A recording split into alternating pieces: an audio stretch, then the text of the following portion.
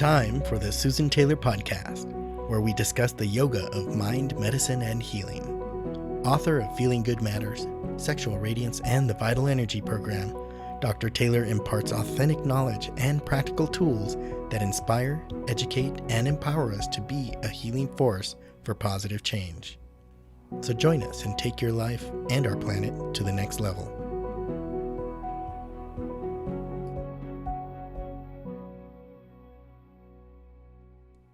People look for safety. The will to survive is hardwired in every living creature. As humans, we build security systems to protect our investments while living in a state of emotional insecurity, lack of trust, and energy depletion. This leaves aside the growing epidemic of anxiety and depression that has enabled drug companies to accumulate billions of dollars over the past decades. I'm Dr. Susan Taylor, and today we're going to talk about psychological immunity, how to get it and keep it. When I say immunity, most people identify with the body's ability to resist outside invaders like diseases, viruses, molds, anything that's outside trying to invade us. But there are other levels of our existence, and the one that I want to discuss here is our psychological level. When we're looking at psychological immunity, it's the ability of the mind to resist disease, which is anger, fear, worry, indecisiveness, negativity, jealousy, envy, resentment, and any emotional toxin. It's when we have the ability to stand away and watch life as we experience gain and loss, joy and sorrow, our likes and dislikes. When our psychological immunity is strong, we have the energy resulting in mental endurance, which is associated with unwavering concentration and a pristine memory, even as we age. I said earlier that when looking at immunity, it's our ability of the mind to resist disease. But I'm defining disease, that psychological disease or emotional disease, as anger, fear, worry, indecisiveness, the negativity, jealousy, and it goes on and on. All of this emotional toxicity creates mental diseases that are actually highly contagious, and we have to protect ourselves from them. Even with the pandemic, the psychological diseases have proven to be as damaging, if not more, than the physical disease. I don't think anyone would argue. Psychological immunity is far harder to achieve than physical immunity.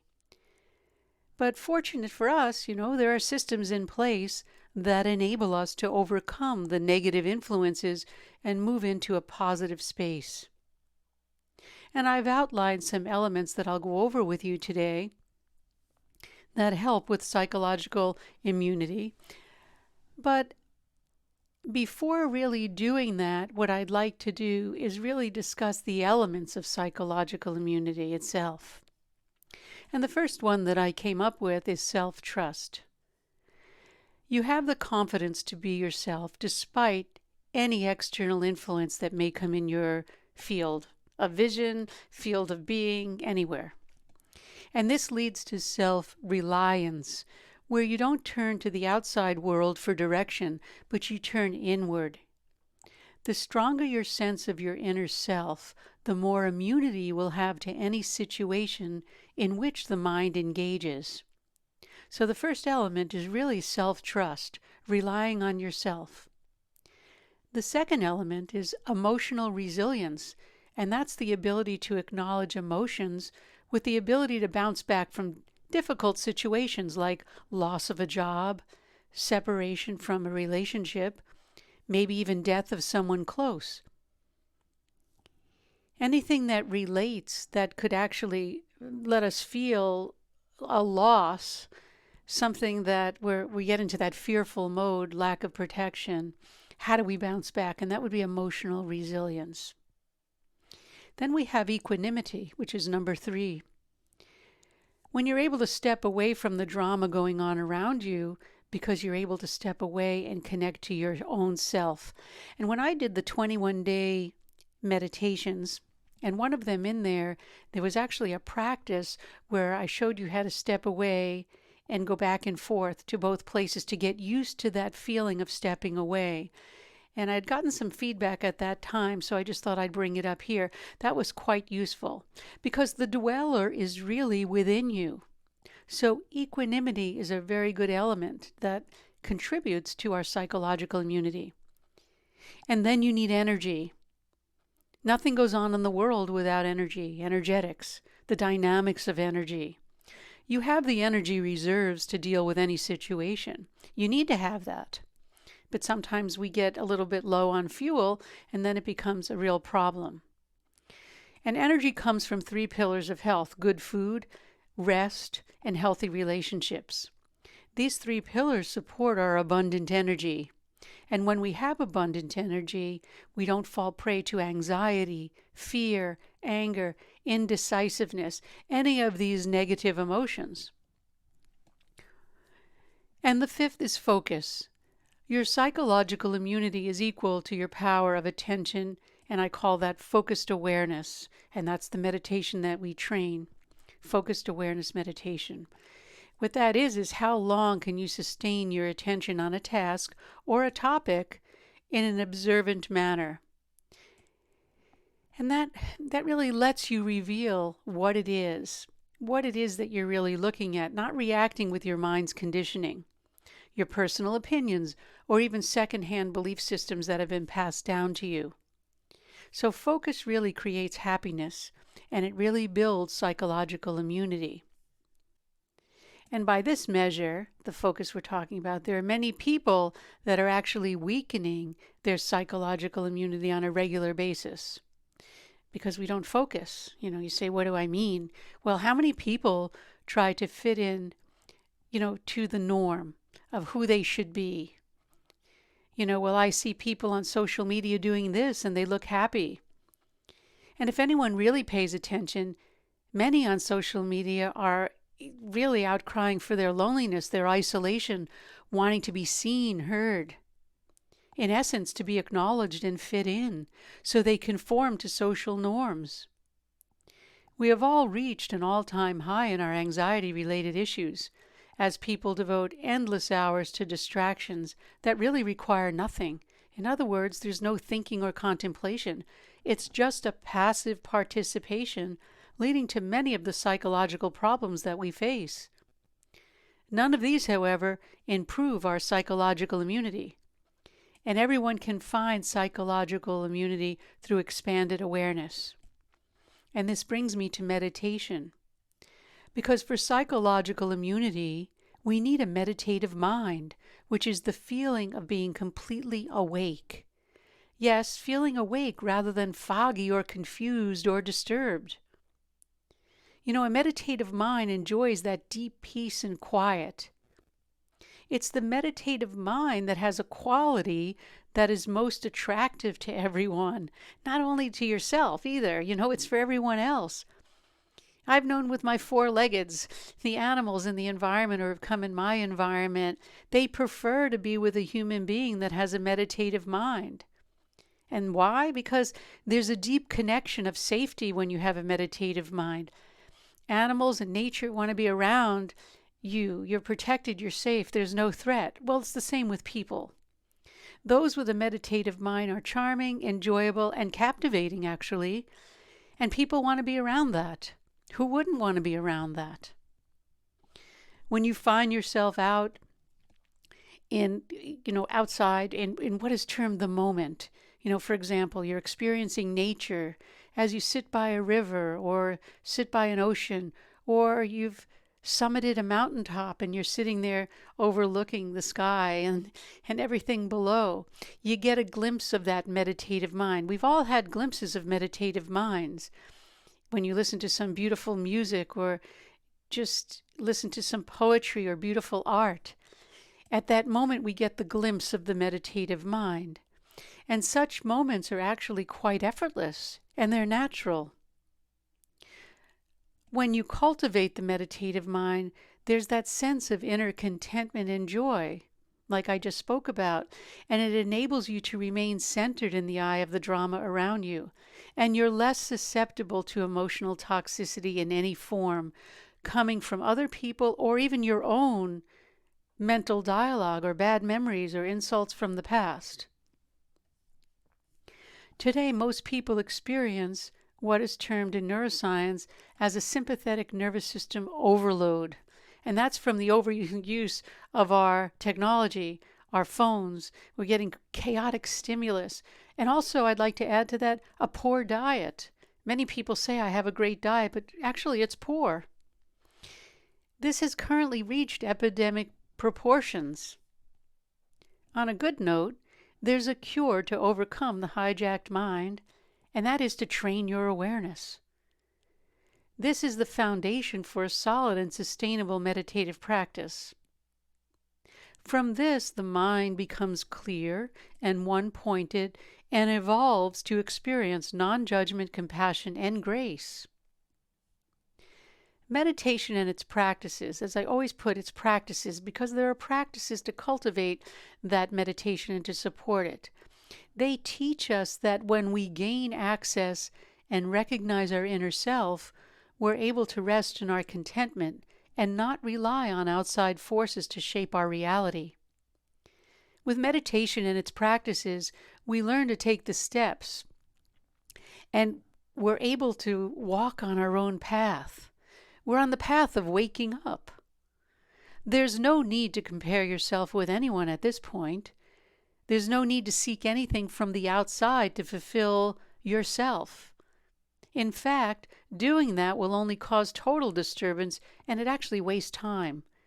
So, before turning to some lifestyle suggestions to support your meditative mind, keep in mind that psychological immunity is essential for being well and living life to its fullest. Now, let me just discuss 5 lifestyle additions, as I call them. The first one is to help you in sustaining your meditative mind. It's one thing to talk about something, but there's one thing to have some skills or some habits developed to know how to use it. Social media news reports. Limit those. Limit the news and social media because they lead sometimes and many times to panic or panic attacks for anyone who lives with anxiety. With all the misinformation flooding the news channels, it's best not to participate. That doesn't mean don't be aware, it just means don't participate. It's really best to stick with trusted sources. Feeding your mind with the drama that is sensationalized, because that's what the news is really all about, and advertisement and all of that, it feeds the anticipation of happenings for the future. So it's best to limit and even not engage if you find yourself affected by this. Most, if not everyone, gets pulled in by news and social media. It's addictive. It's very, very addictive, and it's important to be aware of this. So just limit the amount of time you spend reading or watching things which aren't making you feel better. Remember, feeling good matters in the book that I wrote. And it really does matter, because if you don't feel well, you're not going to be well. So perhaps decide on a specific time to check in with the news or social media. That's the first. The second is sort of similar. It's avoid watching shows or reading anything that leaves you feeling less uplifted, or less than uplifted, I should say. The mind gets hooked on fearful images and content, because remember, as I started this episode, we all want to feel protected and safe. Even if someone says you have to watch or listen to this, it may not be right for you. Stick to those things where you could maintain your equanimity and stay away from the clickbait. It's out there in every way we look. Just stay away from it. The third is to unfollow or mute accounts that produce fear, anger, violence, or pointing the finger. It minimizes our level of intelligence to even participate in any of that. Mute the WhatsApp groups and hide Facebook posts and feeds if you find them too overwhelming or negative. I've been doing that. I don't want to be around relationships that are pointing the finger, poking fun, making fun of people. Why? That would only feed that aspect of my own mind. So we really have to be very aware of this right now. And the other one, number 4, would be stay connected with people that foster positivity. That sort of goes hand in hand. Positivity is key to emotional immunity, or any immunity for that matter. You don't need to catch a virus of negativity, so don't be tempted. Train yourself to weed out your own negativity, but also not allowing the weeds from another to enter your space. And I came up with the weeds because I was out in the garden this week before preparing this episode. And as I was pulling weeds and, trying to decide which are the weeds and which aren't, I just realized that they come up everywhere. They're in the soil. Those seeds are in the soil. And that's like the seeds of negativity also. So we have to be able to weed them out, root them up. And I've spoken about that many times. And the fifth is to keep your energy nourished to avoid burnout. Remember, the energy of your mind is the essence of life. You have to nourish your energy. And that will avoid burnout, and it will actually avoid anxiety for those that suffer from anxiety or depression. Get out in nature and sunlight whenever possible. Eat fresh, wholesome food. Engage in physical movement, and stay hydrated. I follow these principles. In fact, I outline them in my book, Return to Radiance, with a systematic program for people to follow. So for those that don't, are just getting a handle on all of this, there's a program that will help you stay on track and build positive energy. In addition, enlist in a meditation class. It's very important to learn from a reliable and trustworthy source. If you want to inquire about meditation, go to susantaylor.org and contact me. I will guide you in determining what is the best situation class for you and how you can go about embarking on this journey. How can you get started if you haven't done so already, or how can you refine what you're already doing? Just be aware, pay attention, and do what's right for you. As I always say, do your research. What feels right for you? And that brings us to the end of this episode. If you would like to get the podcast automatically, it is available on your favorite podcast apps like iTunes, Google Play, Stitcher, and others. You can visit susantaylor.org and click on the subscribe button. Or you could check out our YouTube channel, Susan Taylor PhD TV, where you could subscribe to the channel and get notifications on new content. And again, if you haven't done so already, check out my new book, Return to Radiance, on Amazon. It's a program that you can actually use, especially to level up your energy and happiness. And it's also a perfect gift for your friends and family, even colleagues actually. Contact us at susantaylor.org if you have any questions, comments, or feedback. We'll be broadcasting all questions and comments on the YouTube channel, so subscribe to Susan Taylor PhD TV if you'd like to stay in that loop. And if you know anyone, as I always say, please share this. Sharing really helps support the community and get the positivity out there into the world. And again, thank you for listening. The Susan Taylor podcast does come out every week. And again, questions, comments, something you might want to hear, contact us at susantaylor.org. And as always, until next time, remain calm, consciously aware, living in the moment.